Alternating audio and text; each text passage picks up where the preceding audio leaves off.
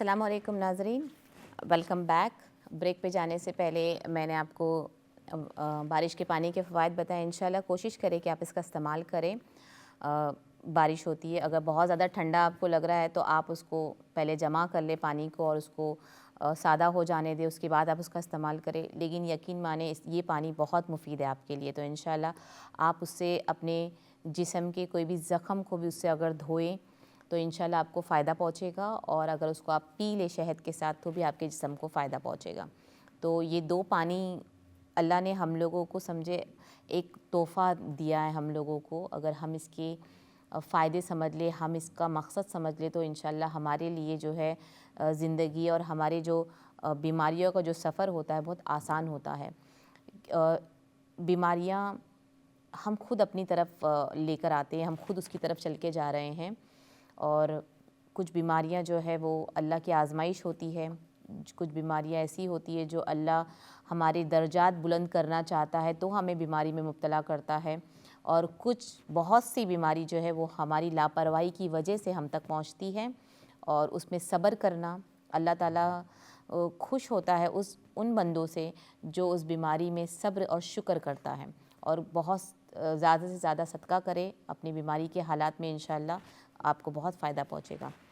मैं अपनी सवाल की तरफ आती हूँ। मुझे लास्ट वीक किसी ने जो कॉल किया था वो पेट में दर्द के बारे में बता रहे थे, और मैंने उनको शायद एप्पल साइडर विनेगर का मैंने कहा था उनको। जिन किसी को भी पेट में दर्द होता है, क्योंकि पेट के जो दर्द है वो बहुत से उसके रीज़न होते हैं और हमें नहीं पता चलता है। तो अगर नॉर्मल पेट का दर्द आपको रोज़ाना हो रहा है तो आप क्या करें, आधा गिलास पानी में 1 चम्मच एप्पल साइडर विनेगर डालें।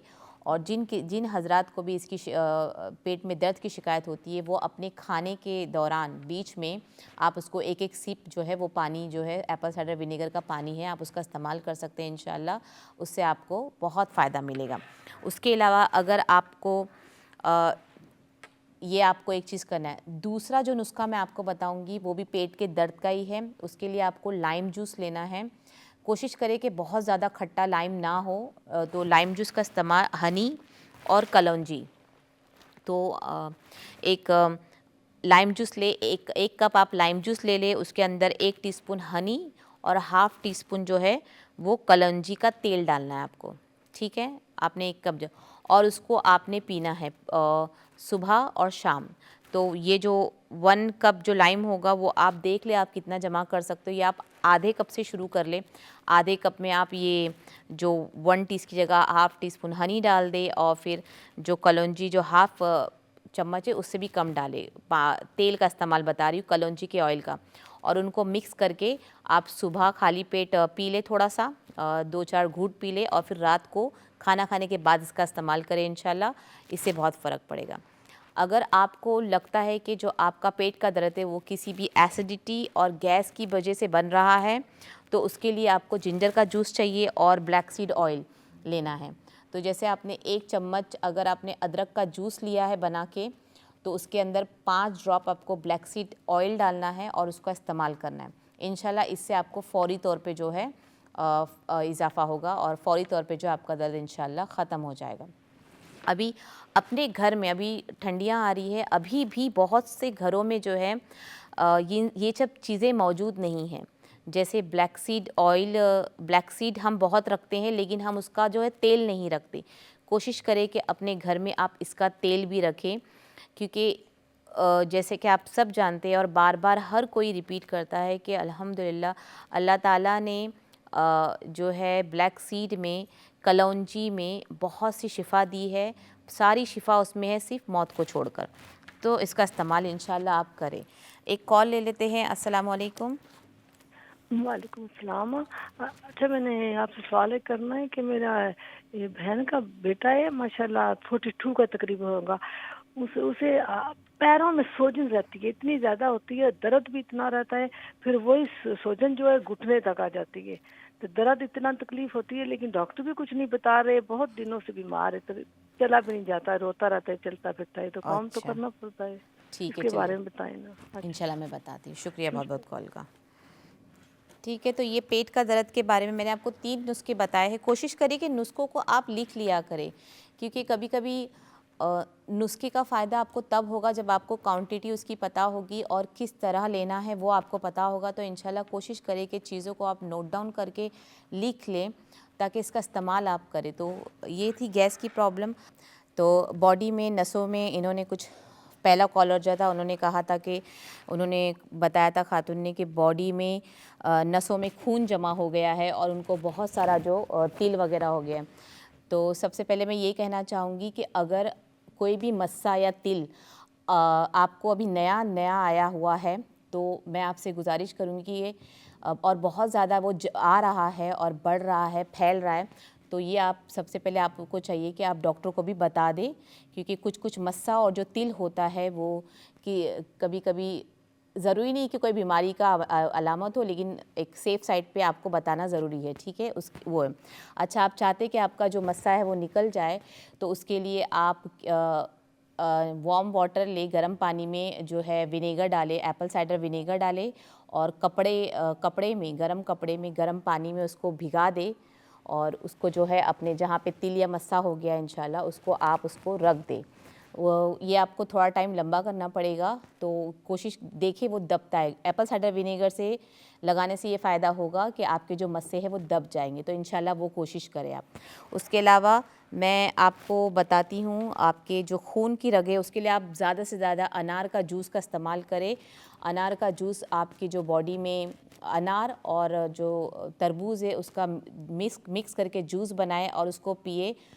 वो आपके खून को जो है पतला करने में मदद करेगा और आपको जो वेन्स में जो प्रॉब्लम हो रही है इंशाल्लाह उससे बहुत फ़ायदा पहुंचाएगा। तो आप इसका इस्तेमाल कोशिश करें कि रोज़ाना इसका इस्तेमाल करें, ठीक है। और उसके अलावा अदरक, अलसी और अदरक का जूस, अलसी और सिनेमन लिख लें आप।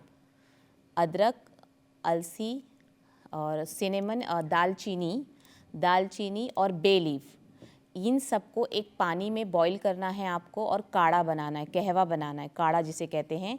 1 लीटर पानी में आपने सबको हम वज़न लेना है। जैसे आपने अदरक, छोटा सा टुकड़ा अदरक का ले लिया, अलसी 1 चम्मच डाल दिया, 1-2 बे लीफ डाल दी उसके अंदर आपने, और एक बड़ा टुकड़ा दालचीनी का डालें, उसको पानी में उबालें और उसको रोज़ाना पिए। और ठंडी आ रही है इंशाल्लाह तो आपको कोई तकलीफ़ नहीं होगी, तो रोज़ाना इस्तेमाल करें इंशाल्लाह। आपकी रगों में जो खून जो जमा हो गया इंशाल्लाह इससे आपको काफ़ी हद तक इंशाल्लाह फ़ायदा पहुँचेगा।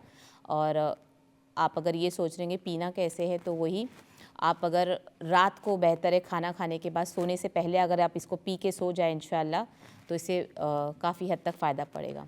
तो रोज़ाना पिए अगर देखिए आप, या फिर आप पहले एक दिन पिए, एक दिन छोड़े, नागा करें, एक दिन पिए, तो वो आप देख ले कि आपकी बॉडी को जो मसाले हैं, दालचीनी वगैरह है, कोई साइड इफ़ेक्ट नहीं होते हैं, लेकिन एक डर लगा रहता है एक उसके बाद कि कोई तकलीफ़ ना हो जाए। इंशाल्लाह कुछ नहीं होगा, लेकिन आप रोज़ाना इसका इस्तेमाल करें तो आपको बहुत हद तक फ़ायदा पहुँचेगा। तो आपका जो ब्लड जमा है नसों में, आप कह रहे जिसको वेन की जो प्रॉब्लम होती है, उससे भी बहुत फ़ायदा मिलता है। उसके अलावा अगर आप एप्पल साइडर विनेगर से, जहाँ पे आपकी जिन रगों में खून जम गया है, उसको एप्पल साइडर विनेगर से, जैसे सेब का सिरका, उसको अगर आप मालिश करेंगे हल्के हल्के हाथों से, तो वो भी बड़ा फ़ायदेमंद होगा। तो इंशाल्लाह ये 2-3 नुस्खे आप इसका इस्तेमाल करें। अच्छा, बहुत से लोग मुझे ये सवाल करते हैं कि सिरका कौन सा अच्छा है, तो एप्पल साइडर विनेगर तो बहुत अच्छा है, बहुत सी घरेलू नुस्खों में, तिब नबी में इसका इस्तेमाल होता है। उसके अलावा रेगुलर जो हम सिरका इस्तेमाल करते हैं, तो वाइट विनेगर जो होता है वो सेहत के हिसाब से अच्छा नहीं होता है। कोशिश करें वाइट विनेगर ना यूज़ करके जो दूसरे विनेगर जो ब्राउन कलर का कुछ होता है, आप उसका इस्तेमाल करें। वाइट विनेगर क्योंकि वो खाली या साफ़ हो जाता है, इसलिए वो इतना बेहतर नहीं होता। तो जब भी कोई भी नुस्खा आप इस्तेमाल करें तो वाइट विनेगर मत यूज़ करें उसको, ठीक है। और अगर आपके पास अंगूरी सिरका है तो वो भी आपके रोज़ के सैलड वगैरह में डालने की कोशिश करें, वो बहुत फ़ायदेमंद है और हेल्थ बेनिफिशियल बहुत उसमें चीज़ें हैं, बहुत बेनिफिट करता है वो आपको। तो कोशिश करें कि अंगूर का सिरका, ग्रेप्स विनेगर, उसका इस्तेमाल करें, घर में लाके उसको रखें। तो इसका इस्तेमाल आप इंशाल्लाह करें। अच्छा, इन्होंने जो मेरा सवाल जो कोई लास्ट जो कॉलर थे, उन्होंने मुझे कहा था कि उनके बहन के बेटे को सूजन बहुत है, दर्द बहुत होता है, किसी किसी की बॉडी में बहुत ज़्यादा इन्फ्लेमेशन होने की वजह से ये तकलीफ़ होती है। तो उनको कहे रोज़ रात को अगर वो हल्दी का दूध अगर बना के पी सकें, हल्दी का दूध, और हल्दी जो लेना है वो आमा हल्दी जो होती, कच्ची हल्दी जो होती है, उसको काट के उसका दूध बना के इंशाल्लाह पिए रोज़ाना, तो वो बहुत बेहतर होगा उनके लिए। रोज़ाना पिए, नागा नहीं करे, तो उससे उनकी जो बॉडी है, वो जो सूजन है इंशाल्लाह वो कम होगी बहुत हद तक।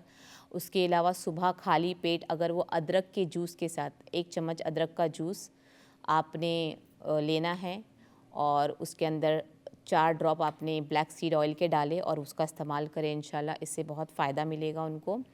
तो इसके लिए सूजन जो है इनकी कम हो जाएगी। और इनको कहे कि ये अपना ब्लड प्रेशर वगैरह चेक कराते रहे। कभी कभी पैरों में सूजन आने का रीज़न बहुत कुछ होता है, और अगर सूजन पैरों में बहुत है तो बहुत ज़्यादा अपने पैर को जो है ज़ोर ना दे। मतलब हम पैर में जब हमारी सूजन आती तो अक्सर हम क्या करते हैं कि हम चलना फिरना भी शुरू कर दें। तो कोशिश करें जब पैर में अगर बहुत ज़्यादा सूजन हो और सुन्न हो गए हो तो ज़्यादा ना चले, और अगर आपका बॉडी वेट बहुत ज़्यादा है तो बहुत एहतियात करें, क्योंकि पैरों का सूजना बहुत तकलीफ़ हो सकती है आगे अगर आपको उसको वक्त रहते ही उसको आप इलाज ना करें।